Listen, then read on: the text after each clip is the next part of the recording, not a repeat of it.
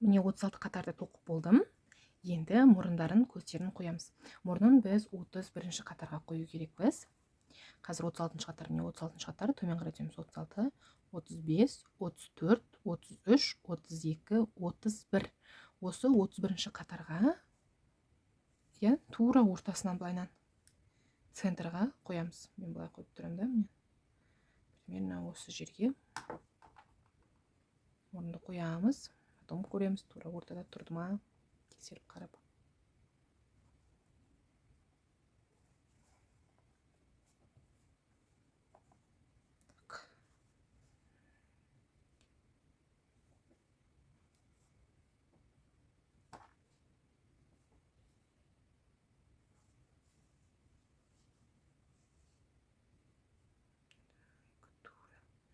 Қараңыздар, тура ортада тұр.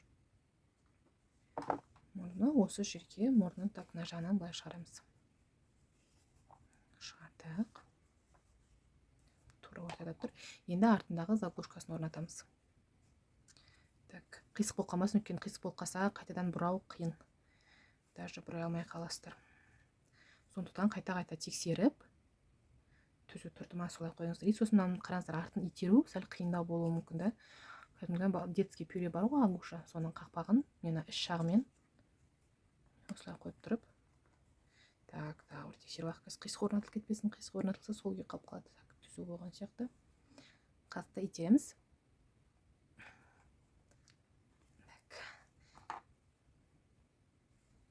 Болды міне.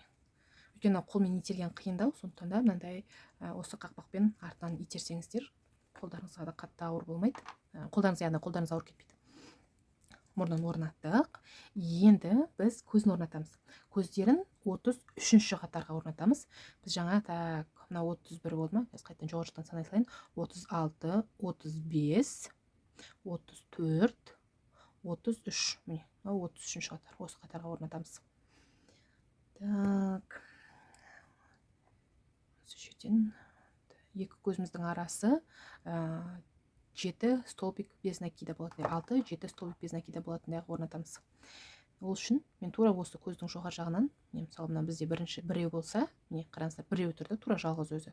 Осыдан былай қарай 3 санап, және былай қарай 3 санаймын, сол кезде ортада 7 столбик без накида қалатындай етіп орнатамын. Так, міне тура ортада біреу тұр, одан оңға қарай 1, 2, 3. Осы жерге орнатамыз. Так.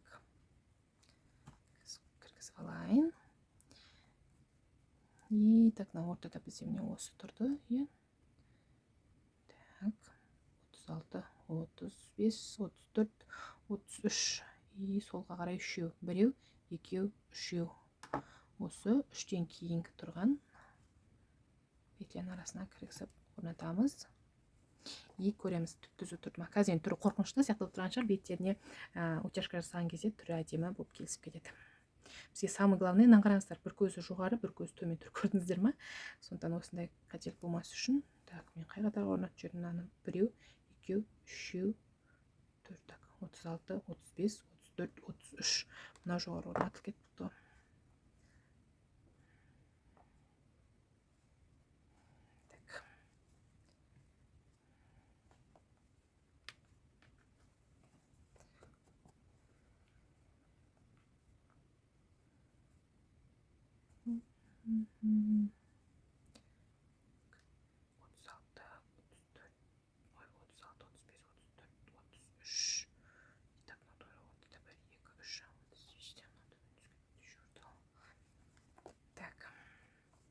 Енді екеуі де бір линияда тұр ғой деймін. Тексереміз. 1, 2, 3, 4, 5, 6, 7. И тура бірдей тұрма қараймыз.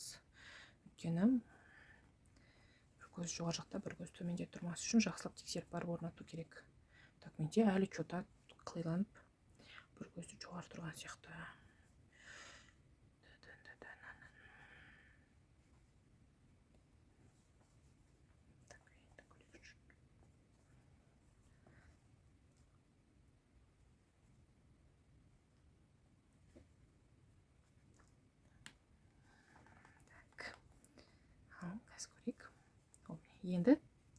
Енді тура түзу түскен сияқты.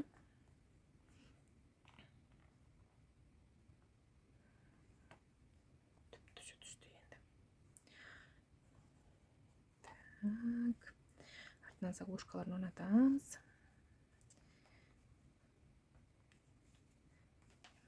Көздікі оңайырақ. Так, екінші көздің заглушкасы қайда?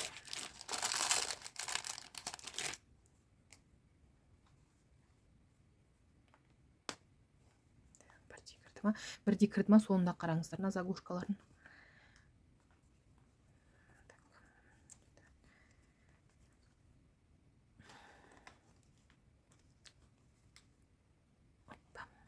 Шығып кетпейтіндей етіп жақсылап орнатыңыздар, сол кезде қорқпайсыздар. Балалар ойнап жүріп, көзі мұрны түсіп қалып, аузына салып ала ма деп қорқпай беруге болады. Міне осылайынан болды. Мұрнын, көздерін орнатып алдық. Енді басын жауып, екі құлағымызды төбесіне қоямыз. Так, мұрнын тағы бір не қылайыншы. Мұрны толық кірмей тұрған сияқты. Қазір жақындатып ары қарадым, бері қарадым, сөйтсем жоғары қарай уже қатты кірмейді екен, болды. Мұрны. Енді 37-ші қатарды тоқимыз. 37-ші қатарда 4 столбик без накида убавка жасап тоқимыз. 4 столбик без накида убавка. 4 столбик без накида убавка. Сөйтіп 6 рет қайталап тоқимыз.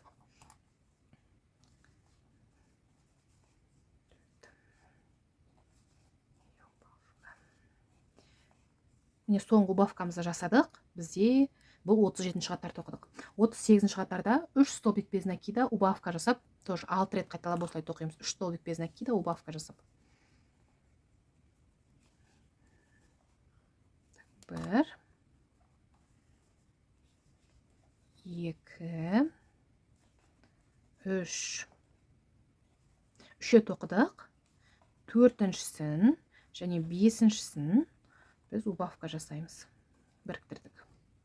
Ары қарай тура осылайынан 3 столбик без накида убавка жасап, 6 рет қайталап тоқимыз. Біз уже бір убавкамызды жасадық. Енді 5 убавка жасаймыз. 6-шы убавкамызды жасадық. Бұл бізде 38-ші қатар тоқылды. 39-ші қатарда 2 столбик без накида убавка жасаймыз. Тоже 6 убавка жасаймыз. 1 3 убавка. 39-ші қатарымызды тоқыдық. Енді 40-ші қатарда 1 столбик без накида убавка жасаймыз. Қараңыздар, қазір уже ішіне наполнитель салып, сәл толтырып қойсаңыздар болады, төмен жақтарын басының. Енді 40-ші қатарда 1 столбик без накида убавка жасаймыз. Қазір ойыншығымыздың басы кәдімгідей кішірейіп тарылады. Болды. Бұл бізде 40-ші қатар.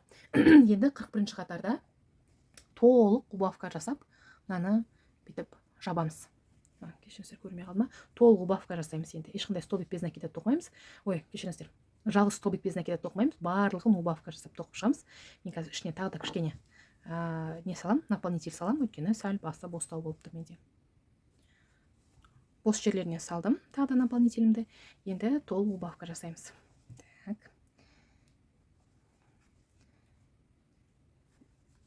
Жабылғанша осылайынан убавка жасап тоқып шығамыз. Қараңыздар, не? Біріншісі, екіншісі. Уже ақ жібім бітіп жатыр. Асты жабылған қапты.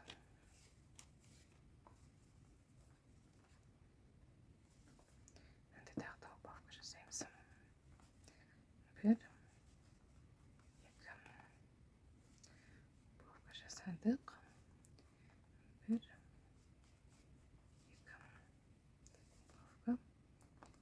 осында төбесіндегі тесігі жабылғанша убавка жасай береміз. Крючокта 3 жіпті біріктіріп тоқыдық.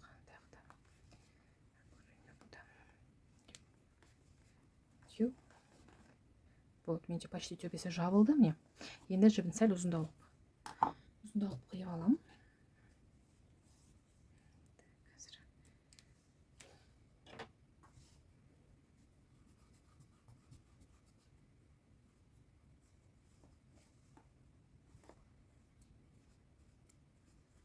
Бұл төбесіндегі тесігі жабылды. Енді мынаны инемен былай басының ішінен өткізіп жасырып қоямын, мынау ұзын жібімді.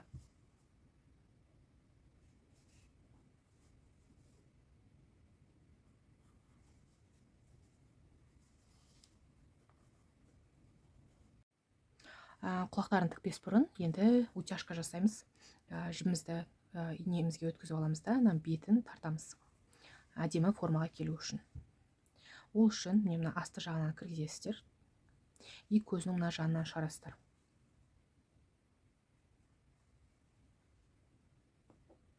Осылайынан шығардық. Бір ұшын кішкене қалдырамыз. Осылай. Енді инемізді көзінің мына алды жағынан кіргіземіз.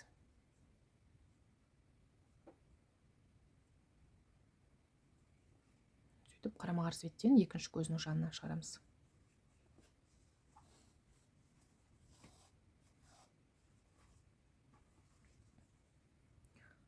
Мына жанынан кіргіземіз және төмен жағынан шығарамыз.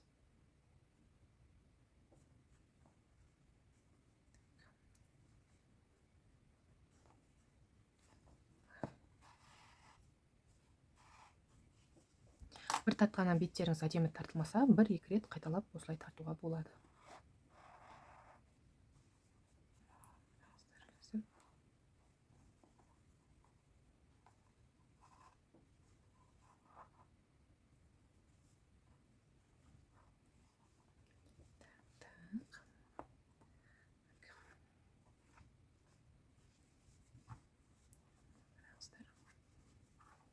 Тура осылайынан тағы бір рет тартуларыңызға болады, егерде бір тартқаннан жаңағы мен айтқандай әдемі шықпаса. Міне осылай көрдіңіздер ма? Екі несі беті томпиып формасы келіп жатыр. Енді төбесіне былай құлақтарын тігеміз. Құлақтарын тікпес бұрын көздеріне кірпіктерінің қастарын жасап алайық, әдемілеп. Қара жіптеріңізді аласыздар и қастарын және жаңа кірпіктерін былайынан тоже қазір әдемілейміз бетін. Бірінші мұрын бетін тағы да бір рет тартқым келіп тұр.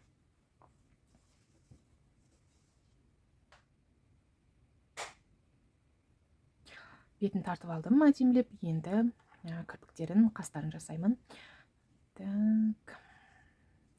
Ол үшін қараңыздар, бетінің былай шет жағынан кіргізіңіздер. Былай шет жағынан. Мынандай жерінен мысалға. Ден кейін бүйтіп көзінің жанынан сәл алыстау шығарасыздар. Осы жерде қазір былай кіріп отыратындай. Немесе былайынан мынандай жерінен бүйтіп. Көрейік қазір осы жерге қойып.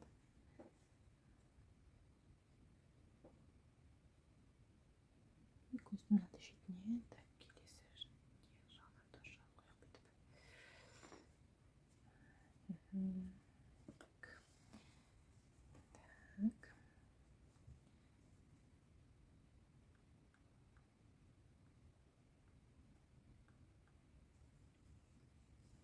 Осылайынан екінші жағын тура осылайынан қою керек. Енді бірдей болу үшін мына шетте тұр ма? Осы шетте тұр, иә. И осы шетке қоямыз да төбесінен қас тұрған жаққа қарай өтем. Қазір қасын бір, екі, үш, примерно осылай. Үш қатар жоғары қойдым. Екі қатар қояйын. Екі қатар қояйын да. Осылай.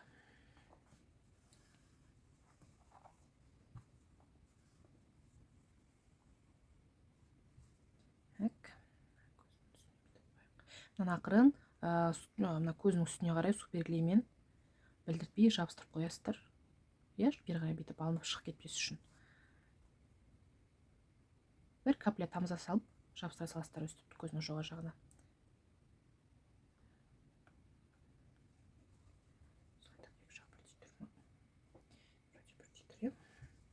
И енді қастарын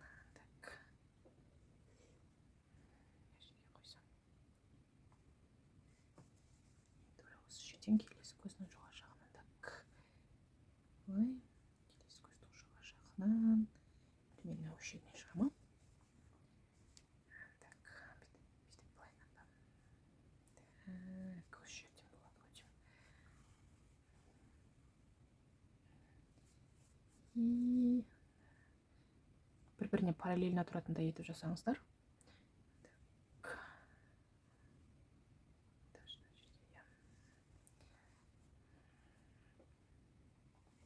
Қатын ашып тұрған жанына қарай шығарамыз.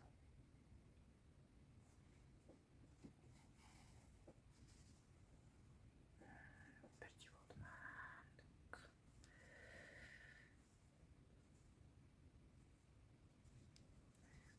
Бірдей болды.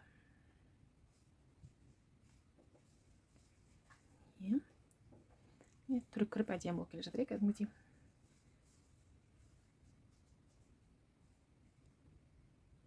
Мына жерде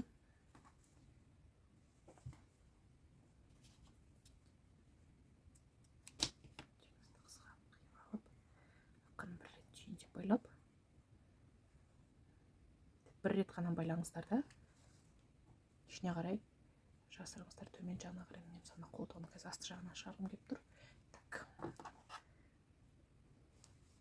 Қатты түйіндеп байлап тастап, қал сияқты болып қалмасын бетінде.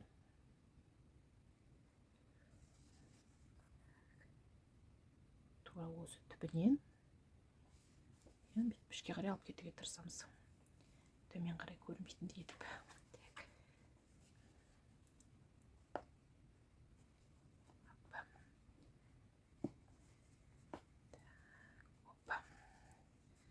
Болды, көрдіңіздер ме? Мына жерде көрінбей қалды.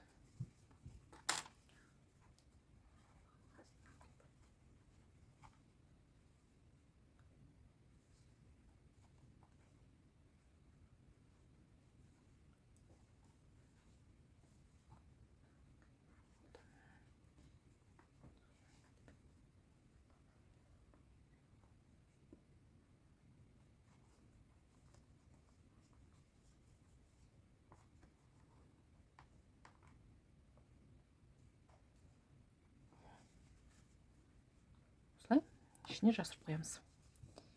Та-дам!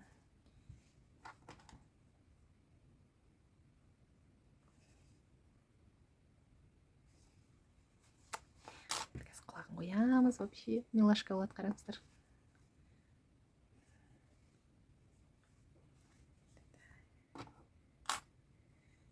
Құлағын мына жіппен тоқимын. Тігемін.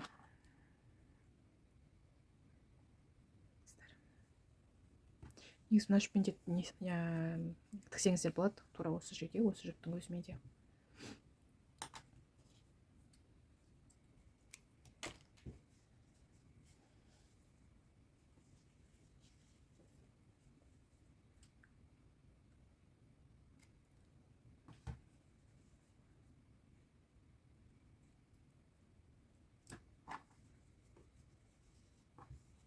Екеуін бірге тура төбесіне. Былайынан бүйтіп. Кәдімгі киім тіккен сияқты әдемілеп біріктіріп тігіп аласыздар. Мен қазір просто камераға қойып, екеуін бірге тіккен ыңғайсыз болып тұр. Қоянымды алдыма қойып тікпесем.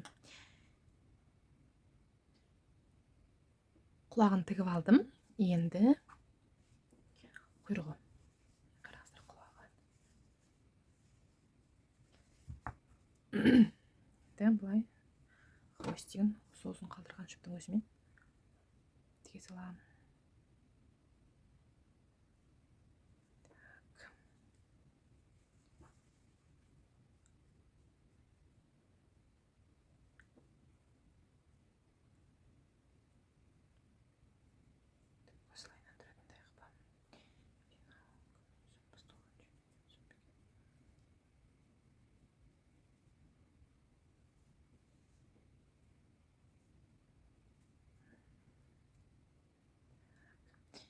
Егер жіпім жетпей қалатын болса,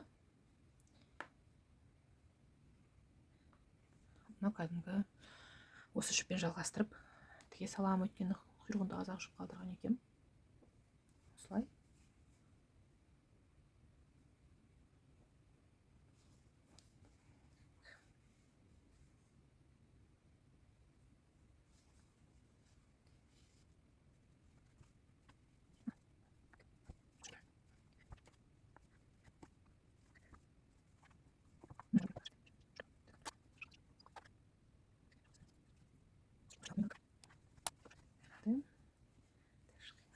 Жоқ. Өйткені жүннің прям мына жағы көрінсіздер ғой. Сол үшін де плюшевый пряжамен тоққан кезде біз сөйтіп қатесіз әдемілеп тоқу керекпіз, өйткені бұл жіп сөгітіп қайта тоқып деген сияқтыға жарамайды бұл жіп.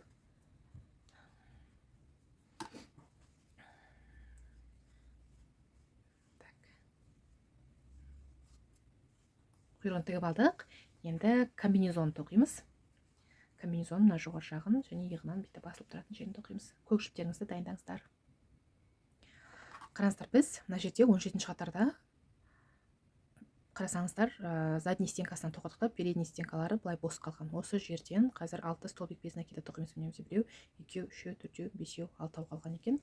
Осы 6-уына столбик без накида тоқимыз. Кішкене ыңғайсыздау болуы мүмкін. Так, осылай ұстаймыз. Хоп. Так.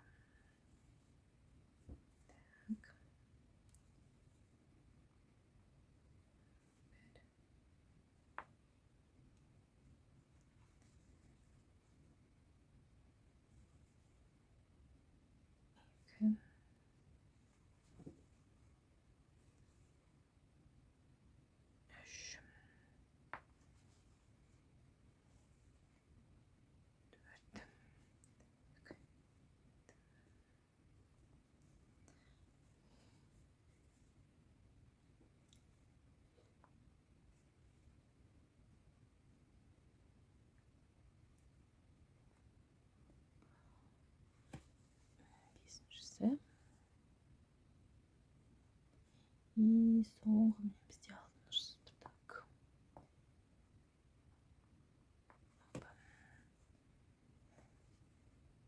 И 6-шысы.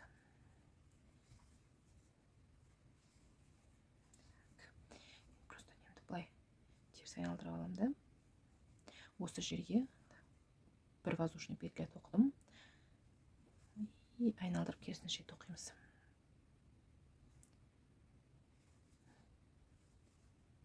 Алты столбик без накида болу керек.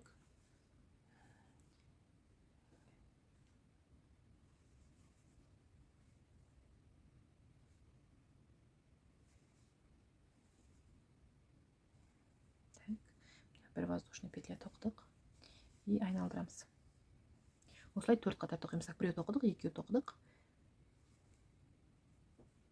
Бізде 3-шісі және 4-ші қатар тоқимыз. Так, жібімізді. Так, мына жақтағы жібімізді қазір жасырып алайық. Бұдан кейін мен қазір тура осы жерден былайнан бір иығына кететін жағын жалғастырам. Артына қарай. Бұдан кейін екінші иығын бөлек тоқимын.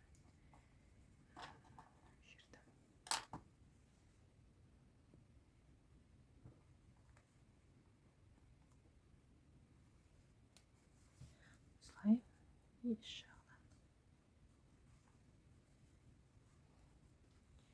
Көрінбейтіндей етіп жасыру керекпіз бұл жіпті.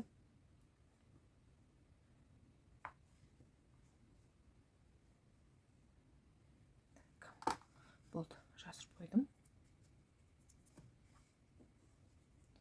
Енді біз осы жерден бір воздушный петля жасаймыз да, кері бұрамыз. И былайнан біреу.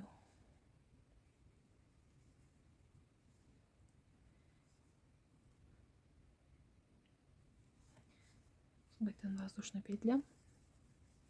Былай бұрамыз.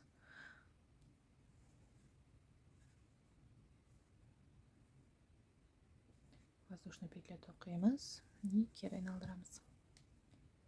Осылай арқасына жеткенше тоқимыз. Міне қыздар, мен қоянымды тоқып бітірдім. Жаңа мына иығындағы лямкасын тоқып бастаған кезде телефон зарядкасы өшіп қапты. Соны мен видеоға түсірмей ақ тоқып бітіріп, мен осылайнан тігіп қойдым. Тура мына бірінші жағын қалай тоқып тіктік, екінші жағында тура солайнан тоқып, міне құйрығының жанынан тігіп қоясыздар. Міне осындай әдемі қоянымыз дайын болды. Видеоны соңына дейін тамашалағандарыңыз үшін көп-көп рахмет. Сіздер де осындай әдемі қоянды балаларыңызға өз қолдарыңызбен тоқып беріп қуантыңыздар. Егер де тоқып жатсаңыздар, онда менің инстаграм парақшамды белгілеп бөліссеңіздер. Инстаграм парақшам Шебер Гүлназ. Мен сіздердің жұмыстарыңызды көріп, өзімнің парақшамда бөлісетін боламын, репост жасап. Соңына дейін көргендеріңіз үшін көп-көп рахмет. Келесі мастер-класста кездескенше сау болыңыздар.